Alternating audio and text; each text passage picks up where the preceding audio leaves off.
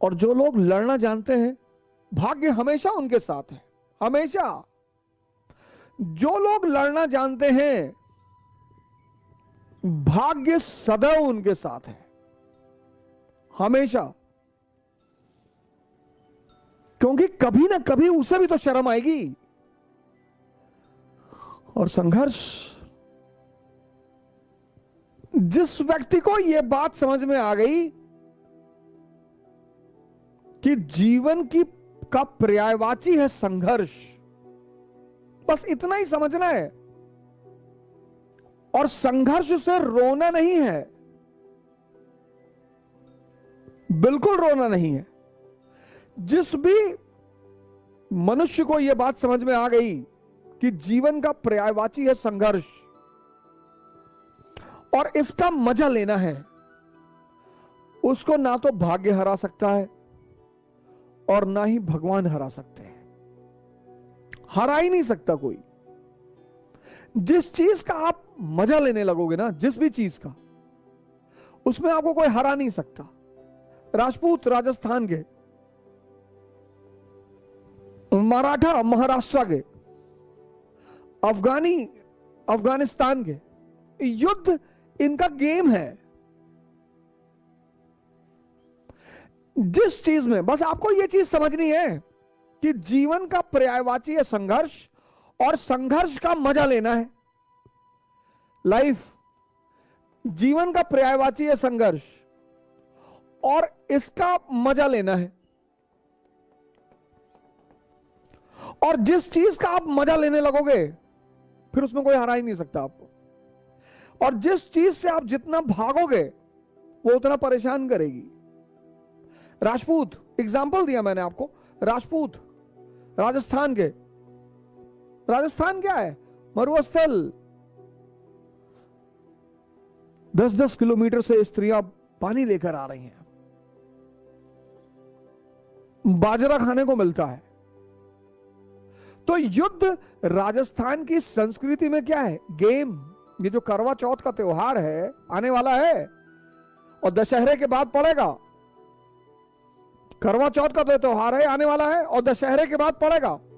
ये बेसिकली राजस्थान का त्योहार है, क्योंकि दशहरे के बाद हर राजपूत राजा को अपनी सेना लेकर बाहर निकलना होता था। किसके लिए?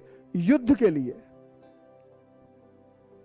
कंपलसरी था, वो निकलना ही है।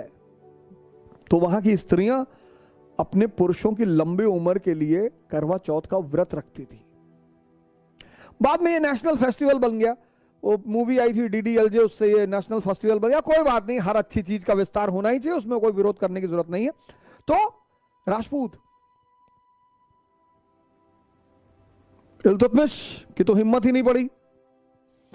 रजिया अंदर गई, थोड़ा सा रणथंभौर के राजा को हराया, वो उसकी उपलब्धि रही। बलबन गया ही नहीं। अलाउद्दीन खिलजी को बहुत मेहनत करनी पड़ी, धोखेबाजी का सहारा लेना पड़ा। शेरशाह सूरी को कहना पड़ा कि मुट्ठी भर बाजरे के लिए मैंने हिंदुस्तान का ताज दांव पे रख दिया। ये आज अमेरिकी फौजें भाग गई काबुल से। यहां के राजपूतों ने बहुत पंगा लिया सर, क्योंकि अफगानियों का भी खेल है युद्ध करना और राजपूतों का भी खेल है युद्ध करना। संघर्ष को तुम खेल बना लो, यही ऑप्शन है और कोई ऑप्शन ही नहीं है। मोटिवेशन क्लास ले लें, सरकारी नौकरी पा जाए तो संघर्ष खत्म हो जाएगा? कभी नहीं होगा सर। वो पर्यायवाची है। जब राम के जीवन से नहीं खत्म हुआ, कृष्ण के जीवन से नहीं खत्म हुआ, मोहम्मद के जीवन से नहीं खत्म हुआ, जीसस के जीवन से नहीं खत्म हुआ, तो हमारे जीवन से खत्म हो जाएगा? कभी नहीं होगा। मराठा, युद्ध में मजा आता है इनको, औरंगजेब को यह बात समझ में नहीं आई। अफगानी, युद्ध में इनको मजा आता है। तुम बस संघर्ष को अपना मजा बना लो। और जिसने भी संघर्ष को अपना मजा बना लिया, जीवन उसके लिए मस्ती भरा हो गया। तो मैंने उसमें यह कहा कि लाइफ का जो सिनोनिम है लाइफ का, वो है स्ट्रगल। जी सर। और जिसको भी इसमें मजा आने लगा ना, मजा, इसीलिए जी सर। कहते हैं कि हर आदमी को ऑटोबायोग्राफी और बायोग्राफी जरूर पढ़नी चाहिए। खासकर जो लोग जी सर। एम्बिशियस है उनको तो बिल्कुल पढ़नी चाहिए, क्योंकि जी दुनिया सर। में ऐसा कोई महान आदमी है ही नहीं।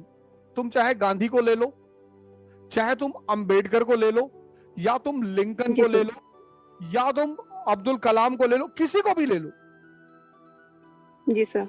कोई ऐसा महान है ही नहीं जिसके जीवन में चुनौतियां ना रही। इम्पॉसिबल है। तो जब तुम इसे पढ़ते हो तो तुम्हें फील होता है कि यार जिस चीज से कोई नहीं बचा उससे मैं कैसे बचूंगी। जी सर। तो यहां पे ये चीज खत्म हो जाती है तुरंत। जी सर।